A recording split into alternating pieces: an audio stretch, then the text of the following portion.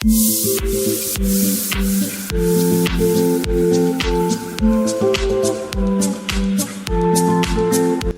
Friends, આજે આપણે બનાવીશું સેવ ટામેટાનું શાક. જો ઘરમાં શાક બીજા શાક અવેલેબલ ના હોય તો આપણે આ શાક એકદમ ટેસ્ટી રીતે બનાવવાના છે. તો તમે આ શાક પર તમે બનાવી શકો છો. આપણે અહીંયા એક પેન મૂક્યું છે. પેનમાં આપણે 2 ચમચી જેટલું ઘી ઉમેરી દઈશું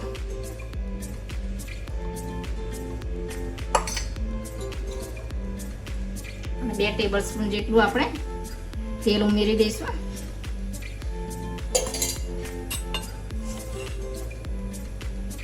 એક ટેબલસ્પૂન જેટલી રાઈ ઉમેરી દઈશું અંદર.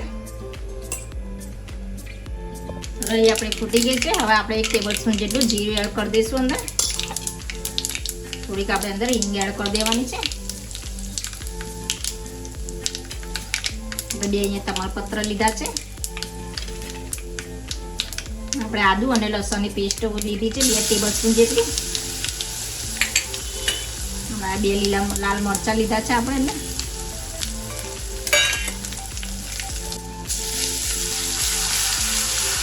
બધું આપણે એને સાંકળી દેવાનું છે એકદમ બરાબર લઈને. હવે આપણે અહીંયા 2 ટામેટાની ગ્રેવી લીધી છે.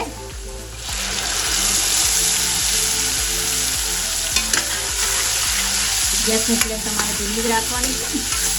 એકદમ ટેસ્ટી એવું શાક આપણે બનાવવાના છે આજે.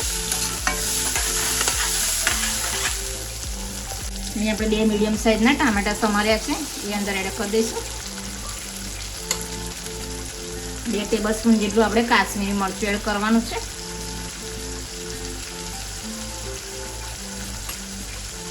હાફ ટીસ્પૂન જેટલી આપણે હળદર એડ કરી દઈશું અંદર. પ્રમાણે આપણે ધાણા જીરું એડ કરી દઈશું.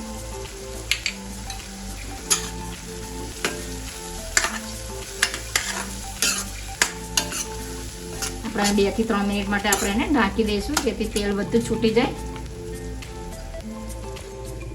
હવે આપણે ખોલીને થોડું મીઠું એડ કરી દઈશું માપ પ્રમાણે. સેવમાં મીઠું હોય એટલે આપણે આમાં મીઠું થોડું ઓછું નાખવાનું હોય છે. હજી તેલ થોડું વધારે છૂટે પછી જ આપણે એની અંદર સેવ ઉમેરવાની છે.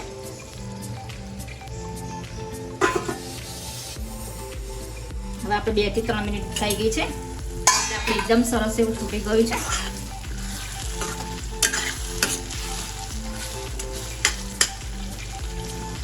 આપણે એની અંદર 1 ગ્લાસ પાણી ઉમેરી દઈશું.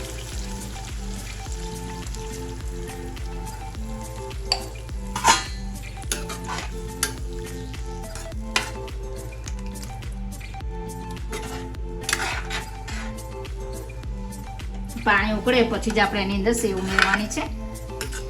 તો પાણી ઉકળી જાય એટલે આપણે ગેસને ઓફ કરીને પછી સેવ ઉમેરવાની હોય છે એમાં.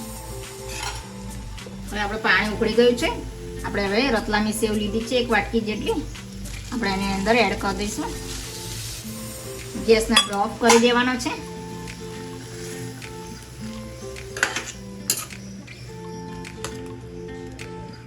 અને 5 મિનિટ માટે આપણે ઢાંકીને મૂકી દઈશું જેથી બધી સેવ અંદર એકદમ ડૂબી જાય.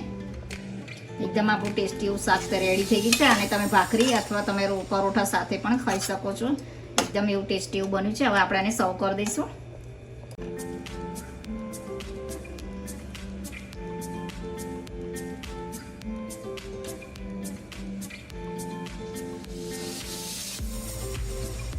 હવે આપણે થોડીક કોથમીર સ્પ્રિંકલ કરી દઈશું.